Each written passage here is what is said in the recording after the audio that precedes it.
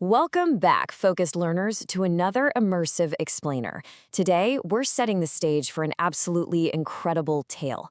We're looking at a moment where a profound cultural exchange just abruptly, literally collides with visceral, primal survival. We're jumping right back into our historical timeline to examine the events of November 18th, 725 AD.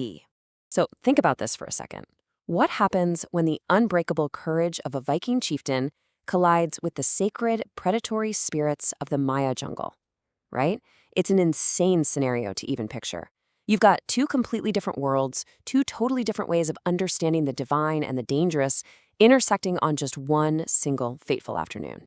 Okay, let's dive into this timeline. We'll start our morning in the Maya village, move right into an afternoon jungle trek, experience a late afternoon jaguar attack. Yeah, you heard that right.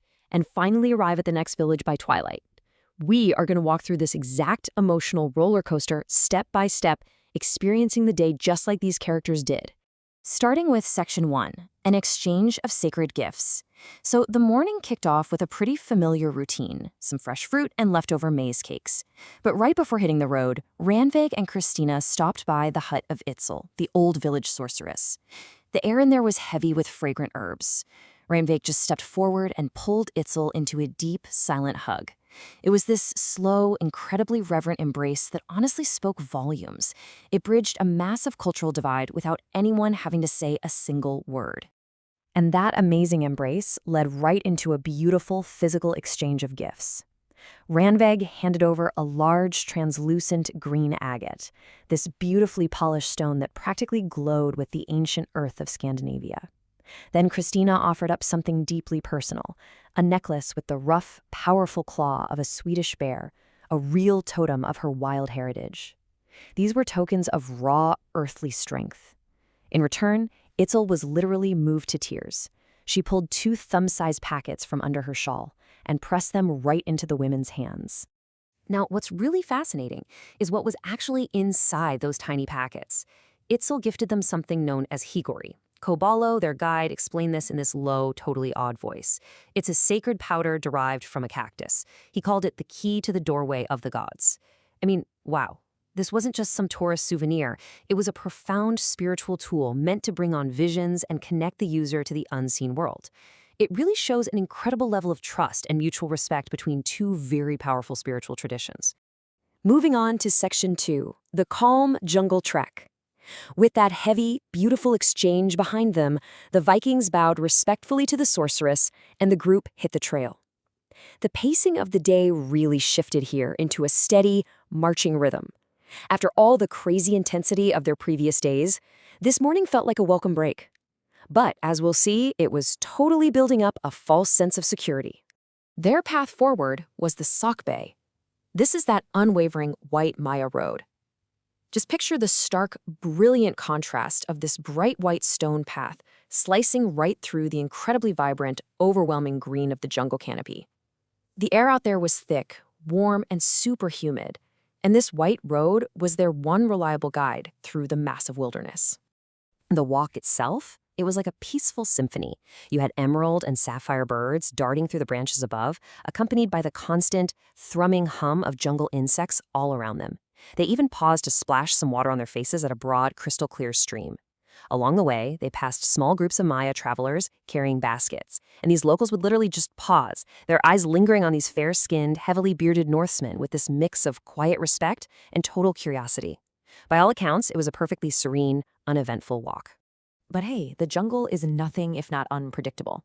By late afternoon, as the shadows started getting long, the group wandered into a really dense grove of trees. The canopy grew so thick that the light just couldn't punch through, creating this heavy, still twilight gloom. Which brings us to Section 3, the Jaguar's sudden strike. Out of nowhere, that heavy stillness just shattered. A fierce, guttural cry ripped through the silence. I mean, a primal roar of raw power that literally vibrated in their very bones. From the thick brush, this massive, muscular jaguar exploded into view. It was a blur of gold and black, landing with this deadly, silent grace right in front of their guide, Kooballu. He froze, utterly paralyzed by primal terror, like a deer caught by a wolf, while the rest of the group just stood there in stunned, dead silence. Let's look at how this builds, because Ragnar's split-second reaction is an absolute masterclass in tactical courage. 1. Acting purely on instinct, his hand goes straight to his hilt, drawing his blade with a sharp hiss of steel. 2. In one fluid motion, he steps right between the paralyzed Kooballu and this massive beast. And 3. He squares those broad Viking shoulders and stares directly into the burning, predatory eyes of the animal. No flinching, just absolute, grim determination. The great cat snarled, almost screaming a challenge, and took deliberate steps forward. Then, with terrifying, blinding speed, the jaguar swiped its massive paw. Ragnar moved, but honestly, not quite fast enough. The razor-sharp claws raked his exposed leg, tearing right through his breeches. It left exactly 3 deep, burning scratches. The jaguar let out one final, piercing scream of frustration at this unexpected defiance, turned into a blur of spotted fur, and just vanished instantly back into the impenetrable forest. The jungle basically swallowed the beast whole, leaving behind absolutely nothing but ringing silence and pounding hearts. This leads us to Section 4, Marked by the Gods. The paralyzing tension finally broke. Ragnar sat down right there on the white road, and Randvag immediately dropped down beside him, pale but totally resolute, carefully bandaging up those deep wounds on his leg. So, the crucial point here is how this whole crazy event was instantly interpreted. Listen to what Randvag said as she patched him up. "You have been marked by the spirit, my son. It is a powerful sign of the gods." Her voice was just hushed with awe. For the folks standing on that jungle road, the whole thematic reality shifted entirely. This wasn't just a random animal attack anymore. To them, it was felt deeply as a sacred, terrifying test of Ragnar's spirit. Now, Kooballu was bowing his head in trembling gratitude, owing his life to the brave one. But that heavy, almost suffocating atmosphere, it really needed to be pierced. Enter Bjorn. Sensing the overwhelming weight of the moment, Bjorn just strides over with this huge grin, delivers a hearty slap to Ragnar's uninjured shoulder, and booms out a joke. He started teasing Ragnar for getting so worked up over a tiny cat scratch, telling him he'd need to do a whole lot better to earn a proper saga. And you know what? It worked perfectly. The Vikings completely lost it, bursting into loud, booming laughter that chased all the lingering fear right out of the jungle canopy. They got patched up and kept marching, finally arriving at the next village right as twilight was deepening. And man, the cultural perception of what happened completely solidified Ragnar's legendary status among the locals.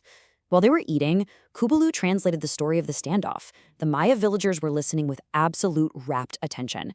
You see, to them, the jaguar was a sacred, immensely powerful creature, a true spirit of the jungle. So to face it, stand your ground, and actually live, that was seen as a sign of undeniable favor from the gods.